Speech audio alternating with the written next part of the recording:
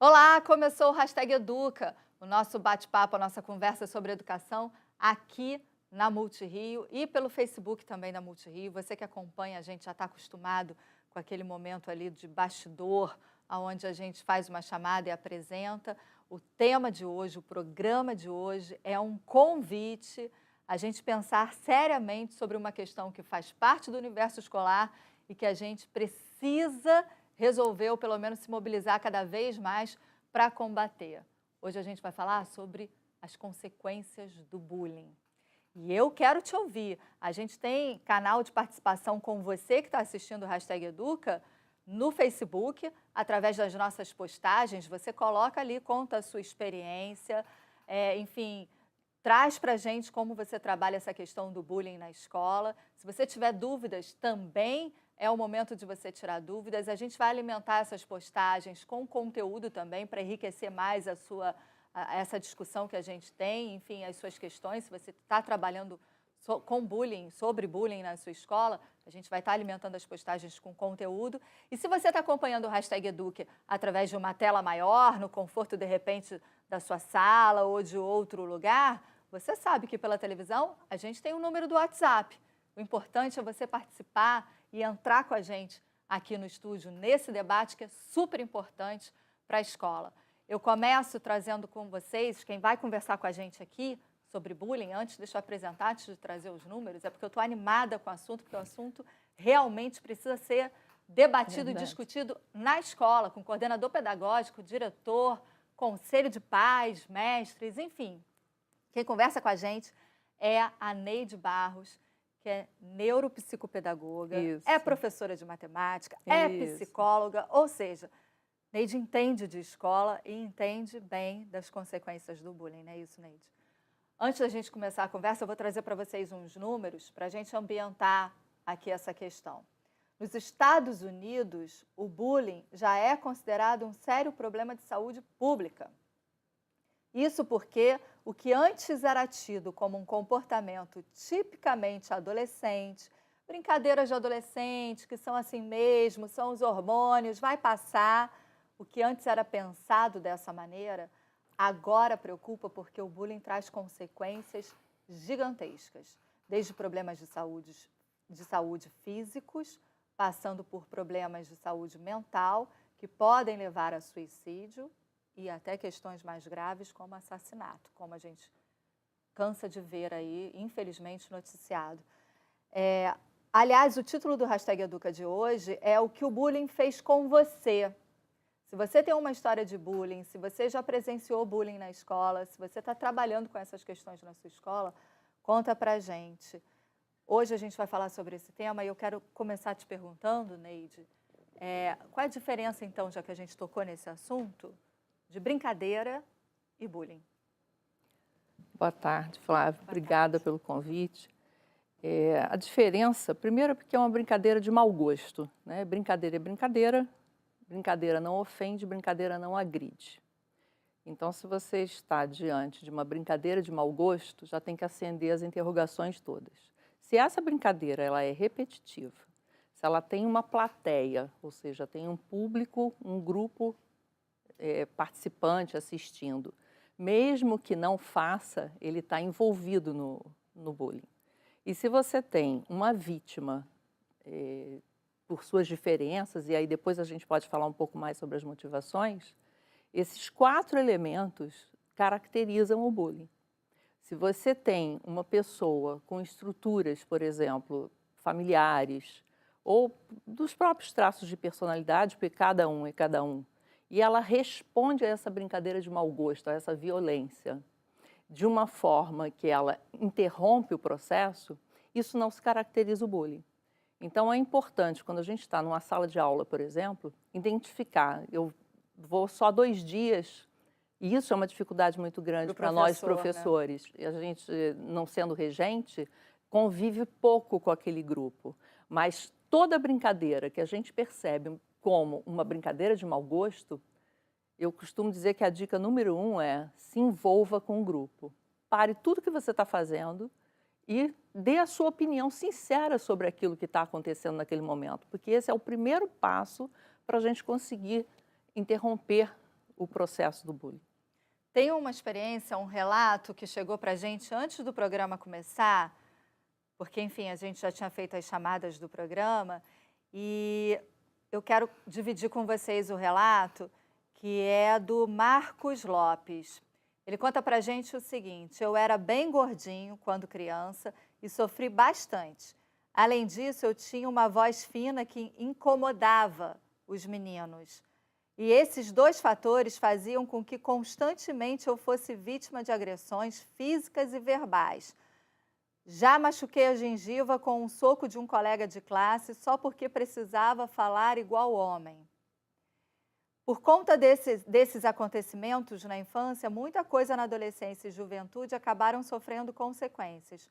No final da adolescência, eu desenvolvi anorexia. Simplesmente parei de comer. Eu tomava um café da manhã light, almoçava 3 folhas de alface e não comia mais nada durante o dia. Eu ia dormir cedo para poder chorar de fome debaixo da coberta, sem que meus pais vissem. Isso agravou quando eu entrei para a academia e corri na esteira incessantemente até desmaiar. Eu já estava um esqueleto, já tinha perdido quase 40 quilos. O que a gente não faz para emagrecer, não é mesmo? Foi aí que meus pais perceberam que eu estava com problemas. Consegui me tratar, mas ainda hoje eu sinto um pouco de tristeza pelos acontecimentos dessa época. Mas tento seguir como se tudo estivesse bem. Na minha época, infelizmente, o bullying ainda era conhecido desta forma, como brincadeira de criança, como diziam os diretores e os professores. Eu acho que a gente tem que lembrar que o bullying traz um sofrimento, né? Sim, um sofrimento profundo, do ponto de vista psicológico também. Você veja que na clínica, quando a gente recebe um adulto, a gente não pode descartar que determinadas queixas não estejam relacionadas ao bullying. Você tem a questão anorexia, é muito comum, estatisticamente, vítimas de bullying, por conta da sua característica física, leva a esse tipo de consequência psíquica. Não só do querer emagrecer, como também você querer engordar. Ou seja, você está sempre respondendo a um padrão coletivo. E quando vamos pensar na vítima. A vítima ela é o diferente, o que chama a atenção, não necessariamente só do ponto de vista físico, mas você pode ter do ponto de vista cognitivo também. Que é o nerd, o CDF, aquelas coisas todas que a gente escuta na escola. Porque ele gosta mais de estudar, ele é o diferente. Porque ele é mais agitado ou porque ele é mais desatento. Então, por exemplo, na clínica, quando você tem alunos que têm déficit de atenção com hiperatividade, é muito comum ele também ser vítima de bullying. Que aí ele é chamado de burro e tal, porque como ele não está prestando atenção... Ele sempre vai ter um apelido, que é um apelido que é repetitivo e que é, mais do que ser repetitivo, ele é negativo. Ele é ofensivo. Ele é uma marca profunda. E essas marcas profundas, elas são um verdadeiro sofrimento. E como que você vai levar? Às vezes você leva isso para a vida adulta e nem sabe que a origem da sua questão está num bullying que você passou, né, na infância e na adolescência. Então, isso é muito grave quando você vai pegar. E se você olhar que o nosso papel, enquanto professores, é a questão da educação também social e da relação com aquele grupo, você imagina o que você está construindo em termos de sociedade. A gente não é escola e não está ali só por conta de um conteúdo, né? A gente tem um papel bem maior em relação a isso. É importante você falar sobre isso, porque eu acho que às vezes no corre-corre do dia a dia, enfim, as pessoas vão se dando conta de que escola é um lugar para você aprender até chegar à faculdade e eu te deixo ali, ou no meio período, ou um período integral, vou cuidar da minha vida e deixo o filho lá. Quando, exato. na verdade, a gente está educando um todo, uma sociedade, a consequência disso vem por aí. A gente tem as participações aqui, deixa eu só abrir, vamos lá. A Rafaela viu o WhatsApp. O bullying é um problema de saúde pública e atinge muitas pessoas na infância. Ela também ocorre na faculdade? Sim, ocorre não só no ambiente escolar também. Ocorre na infância, ocorre na adolescência, ocorre na idade adulta, ocorre no trabalho. Então, essa questão da vitimização da questão do bullying se instalar é geral. A gente estava conversando antes ali no esquenta do Facebook, né? Chega na fase adulta, a gente vai ter esse bullying no mercado de trabalho com assédio moral, né? Em casa, nas relações. E é muito difícil de você perceber na relação adulta. É mais difícil ainda de perceber que é bullying do que quando você está no ambiente escolar. É mais complicado. Agora, para a gente retomar, o pessoal aqui no ponto perguntou assim, por quê? Porque você tem outros aspectos na relação, ela se complica, né? Quando você está na escola, você tem a questão da aprendizagem, e existe uma característica da aprendizagem ligada também ao senso comum, de achar que você vai na escola única e exclusivamente para o conteúdo. E você não vai na escola única e exclusivamente para o conteúdo, e escola não é isso, a gente sabe. Mas quando você está, por exemplo, no ambiente de trabalho, tem todas as relações de competição, tem as relações afetivas, elas ficam mais afloradas e tem outras variáveis. Então, é mais difícil, às vezes, você perceber que o bullying está instalado, porque você tem a infâmia, você tem a subjetividade, você tem uma série de outros artifícios, né? Que camuflam, né? E não tão necessariamente mais direto como você, às vezes, encontra na escola. E agora, daí, desculpe, se você pega a faixa etária, por exemplo, até uns 10 anos, o bullying físico e o bullying direto, que o bullying direto é mais evidente. Quando você começa na adolescência e vai observar os adolescentes, você já vê a diferença do bullying da menina praticando bullying e o menino praticando bullying. O bullying praticado, o bullying feminino, como a gente costuma dizer, ele é absolutamente indireto. Ele é muito diferente. Ele é da difamação, ele é o da fofoca, ele é o que reúne e exclui. Então, menina, isso também traz um sofrimento muito grande. Então adulto é só um corpo que envelhece, porque isso continua na vida adulta. Sim, a gente vê isso em todas as esferas sociais. É isso que a gente vê em todas as esferas, e principalmente no ambiente de trabalho. A moça é mais bonitinha, ai, é metida, é feio, o cabelo nem é tão bom assim, não sei o quê, ai, tá gorda, e olha lá, isso continua. Continua. E a gente, como mulher, tem que tomar mais cuidado ainda, porque se você for estudar a fundo, você vai ver que isso tem muito a ver com o nosso universo, com o universo feminino. Então, a gente precisa ter também algumas bandeiras com relação ao bullying do ponto de vista feminista mesmo. E o masculino, já que a gente estava falando dessa diferença, eu vou chegar, gente, por favor, eu vou chegar lá nos tipos de bullying e tudo, mas já que a gente pegou esse gancho, você falou que tem também características próprias do bullying masculino, né? Sim, tem a ver com hormônio também, né? Você tudo quer resolver na base da briga, vamos dizer assim. Então, você é verbalmente mais agressivo, você tem a parte física, você bate, tem as brigas. Tem uma coisa que a gente considera que tem um índice maior do bullying direto na questão com o menino e com a masculina. Então, vamos lá. A gente tem a gente tem 3 agentes no bullying. O que pratica o bullying, a vítima e a plateia, né? Quem assiste, não é isso? Sim. Mas você falou que tem 4 aspectos. Para você identificar. Para a gente identificar. E o 4º aspecto é você perceber a repetição daquela agressividade e observar que a vítima do bullying aceitou. Na verdade, ela tem dificuldades inerentes às vezes até da sua própria diferença, ela não sabe lidar com aquilo, ela não tem uma forma de se relacionar em grupo tão tranquilamente a ponto de que aquilo acabe. Então, é preciso perceber que a vítima também aceita, mas não aceita porque ela gosta daquilo. Não, é porque... Ela aceita porque ela não tem condição de lidar com aquilo. Né? Agora, olha só, você fala que existem vários tipos de bullying. Isso. Inclusive, um que me chamou muito a atenção na nossa conversa para, enfim, produzir o programa, que é o bullying autoritário. Quais são os bullying que ocorrem normalmente no ambiente escolar?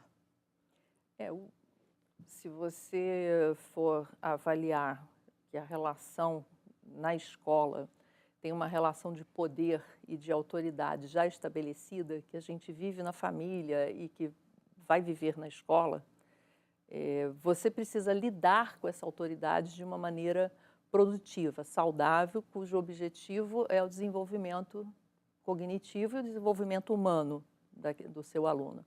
Então, é preciso tomar um cuidado muito grande quando você detém essa autoridade, quando você está no papel de professor, e como você lida com essa autoridade. Por isso que eu coloquei que a primeira dica é você olhar e participar. Por quê? Porque você está exercendo esse seu papel de autoridade com uma postura educadora. Você está vendo que aquela brincadeira é uma brincadeira de mau gosto, não interessa se é bullying ou não, porque ela pode ser só o início. Ele pode estar instalado em outras aulas, pode estar instalado num outro momento da vida escolar, mas você não tem como identificar. Mas você tem como se posicionar, porque naquele momento você é a referência. Então, ser referência para o seu aluno é muito importante na hora que você detecta essas famosas brincadeiras, que sempre foram de mau gosto também, vamos deixar isso claro. Né? Não é porque antigamente as brincadeiras existiam e ninguém chamava de bullying, que elas não eram violentas ou que não tiveram consequências. E que os adultos de hoje, que viveram essas brincadeiras lá atrás, não trazem essas consequências. Com certeza eles têm muita dor, como disse o Marcos no relato dele, e embora não tenha sido detectado na escola ou tenha sido diagnosticado como bullying. Não, machuca e é importante, assim. Eu acho que todo mundo tem uma história com isso, de alguma maneira. Eu estava contando aqui antes, nossa, eu era magricela quando eu era mais nova e era filé de asa de borboleta, pau de vira-tripa. Eu acho que eu só não fiquei mal porque minha mãe é professora, trabalhou isso bem em casa, mas como é que chega uma pessoa com autoestima em casa o tempo todo sendo zoada, como dizem os adolescentes por aí na escola, isso entra, né? Com certeza. A gente tem aqui Isabel Faria e eu quero a sua participação, quero saber da sua experiência com isso, como é que você lida. Se você é professor, está assistindo, como a Neide está falando, né, que tem que observar, tem que entrar na conversa, conta pra gente, a gente quer te ouvir.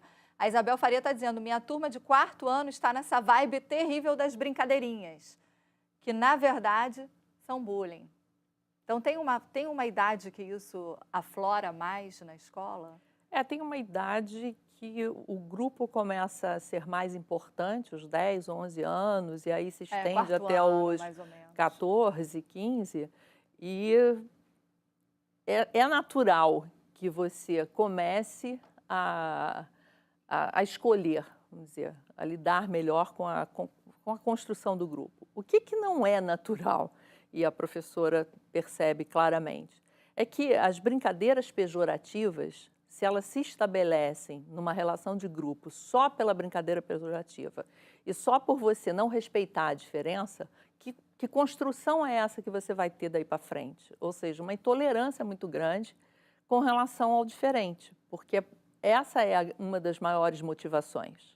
Se você está aceito diante daquele grupo e você mexe com o sentimento de pertencer àquele grupo, que é tão importante nessa faixa etária, você passa bem. Mas se você... E é muito difícil todo mundo ser igual. Então, como que você lida? Né? Como é que você trabalha com esse grupo? Eu acho que é você, de fato, trabalhar com a relação do diferente. Ele é diferente, mas ele também tem aspectos positivos. E os seus aspectos que são negativos também são positivos. Tudo que você tem na vida, você tem os dois lados, que é a questão do equilíbrio. Você tem um aspecto positivo que também pode ser negativo, e nós estamos falando da mesma ação. Então, é legal para o professor poder perceber isso e trabalhar com esse grupo os aspectos positivos e negativos daquela relação com aquele grupo específico. Porque no ano seguinte o grupo pode mudar, as relações podem ser outras e o bullying vai se instalar também por conta de uma outra motivação. Ok. A gente tem aqui uns dados que eu queria trazer para vocês, que é o seguinte. Segundo os dados do Programa Oficial Americano de Combate ao Bullying, que é o Stop Bullying, pesquisas desde a década de 1990 mostram que as crianças que sofrem bullying são mais propensas a desenvolver problemas de saúde mental e física. Novas pesquisas neurobiológicas mostram que o estresse provocado no corpo pelo bullying leva à depressão e até piora na função imunológica. Sim. Um outro estudo, dessa vez europeu, coordenado pelo Departamento de Saúde Pública da Universidade de Copenhague, na Dinamarca, publicado recentemente, agora em 2017, aponta que o bullying pode aumentar em quase 2 vezes mais o risco de desenvolver diabetes tipo 2. Quais são as consequências? Eu dei algumas aqui, Sim, mas você que traz isso da clínica, quais são as consequências do bullying? Olha, eu sou especialista em dificuldade de aprendizagem, então a minha maior prática em clínica é com crianças com questões de dificuldade de aprendizagem. Então eu vou te trazer o caso dos TDAHs, que é uma situação muito comum. Você imagina para uma criança de 9 anos, 8 anos, ser diagnosticada com hiperatividade e déficit de atenção. O que é a hiperatividade? Um excesso de movimento. A criança, ela não tem esse autocontrole. Ela tem, às vezes, um transtorno opositor, então ela também responde, ela agride verbalmente. Ela tem consciência que ela está fora do grupo, que ela é a diferente. Só que ela sabe que ela está e tem um tratamento. Ela já tem uma dificuldade para lidar, você concorda? Já é difícil. Além disso, ela também tem que lidar com o bullying. Então, às vezes você encontra, e com muita frequência na clínica, crianças que estão muito desnutridas porque não alimentam, não conseguem se alimentar, elas não conseguem verbalizar o sofrimento. Então, ao invés de você poder cuidar única e exclusivamente da questão foco, que é a questão déficit de atenção, você tem que parar porque você precisa cuidar de outros assuntos. Então, assim, no meu trabalho eu vou à escola, trabalho com os pais, é um trabalho interdisciplinar, mas é muito doloroso, porque ele não é aceito. E às vezes uma das soluções é você conseguir trocar ele de grupo. Ele troca de escola porque ele vai já mais forte, mais estabelecido, refazer as suas relações. Mas ele ainda passa pelo sofrimento da mudança porque aprendeu a lidar com aquele bullying. Então, assim, diante de todas essas consequências que você trouxe, a que eu estou trazendo não é de menor sofrimento, não. Mas é de um índice imenso. E isso poderia, o professor, por exemplo, ao detectar isso, muitas vezes você encontra professores que, por desconhecimento, por não ter percebido o que está acontecendo, acabam reforçando um pouco esse sofrimento também. Então, eu sempre me coloco no papel do professor, até porque dei aula durante muitos anos, mas é muito desumano o que a gente está vivendo hoje. Você pega no nosso mundo de hoje, que você tem a questão virtual, já saiu das portas da escola, né? Hoje as crianças de 10, 11 anos, todas estão com o seu celular e aquilo já está na rede. Então, você tem o bullying virtual, que não é só o namoradinho que fotografou e colocou a foto e que teve a exposição física. Você tem, reforçando o bullying interno da escola, o bullying que saiu das portas da escola e está na rede social daquelas crianças. Então, assim, é importante o pai, a mãe, os cuidadores dessa criança fora a escola, estarem mais atentos ainda. Como você trouxe, se não fosse sua mãe, na sua experiência pessoal, ter dado a você a estrutura emocional que você precisava para lidar com um bullying pelo qual você passou, você não teria tido a chance, sem tratamento, de conseguir vencer isso. É porque tinha um ambiente acolhedor em casa. Exatamente. A escola pode ser acolhedora nesse sentido? A escola tem total necessidade de ser essa escola acolhedora, não é nem poder. Ela precisa, né, olhar. E você, como professor especialista, que tem pouco tempo com o seu aluno, também precisa ter esse olhar mais acolhedor. Foi bom você falar sobre isso, porque assim, o professor até o 4º, 5º ano, ele é aquele único professor que acompanha aquela turma, então ele está mais envolvido ali com os personagens. É mais facilitador. Mas o professor a intervenção é mais facilitadora. O professor do 2º segmento, ele tem essa história das 2 vezes na semana. E aí, onde é que entra o papel do coordenador pedagógico? Sim, do diretor, porque o diretor, completo. Essa gestão, ela vai além da gestão administrativa da escola, sim, né? Sem dúvida. Tem que ser uma gestão humana.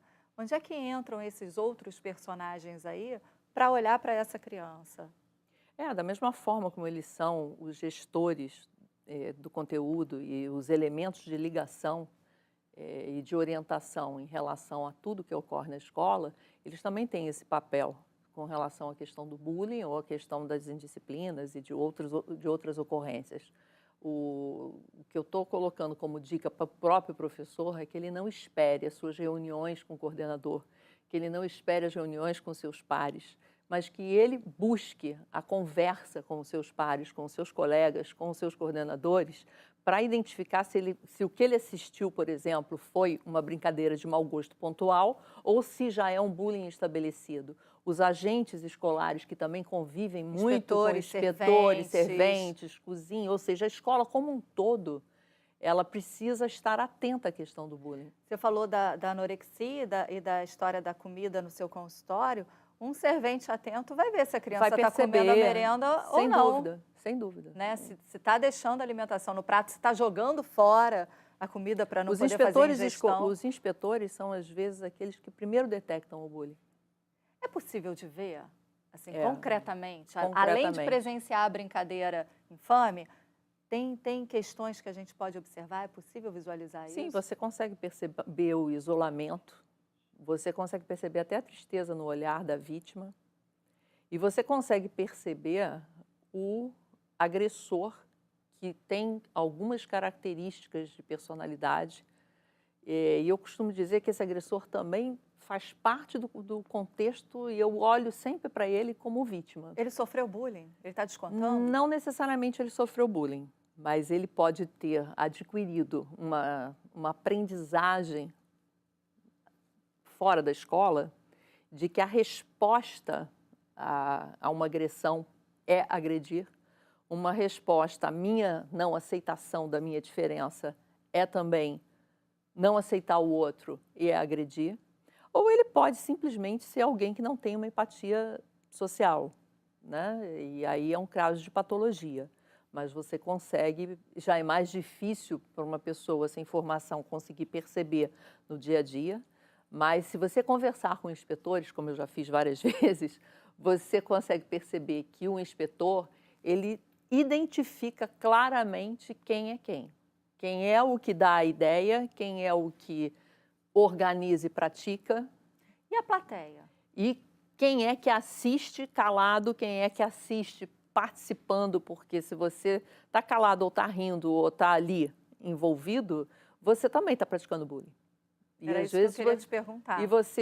E se ninguém tem uma ação para essa pessoa que faz parte da plateia, mostrando que ela faz parte do contexto do bullying, ele também vai achar que não faz parte. E isso é mais grave ainda. Porque você vai ter pessoas que, quando chegar, por exemplo, no ambiente de trabalho, vai achar muito normal alguém que chama atenção para os seus olhos ou para outra parte do seu corpo. Então, vai aceitar isso como uma normalidade, coisa que a gente sabe que não é, que é o que a gente gostaria que não fosse. Né? E a família nesse contexto escolar? Onde que a família entra para também ser um suporte no caso do combate e também ser chamada a observar? Onde que a família entra nessa questão? A família, o pai, mãe, principais cuidadores, tem que estar sempre muito atento às mudanças de comportamento da criança, do adolescente. Porque um primeiro momento são essas mudanças de comportamento que podem te chamar a atenção. Então, a criança passa a ter dificuldade para dormir, dificuldade para comer, chora por qualquer motivo, ou seja, ela vai começar a demonstrar uma diferença.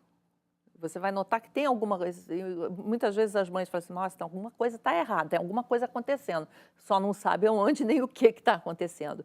Então, fique atento, ligue na escola, vá até a escola, porque pode estar acontecendo alguma coisa dentro da escola, a escola não percebeu e o pai, né, e a mãe já estão dando essa informação. A escola, de posse de uma informação dessa, quando vem de fora, fica mais fácil para ela de convidar todo o seu corpo, né, docente, para poder estar observando e repensar sobre esse assunto. Gente, o Hashtag Educa já está terminando, a gente já está começando a estourar o tempo. Neide, eu queria te agradecer muito pela sua participação aqui no Hashtag.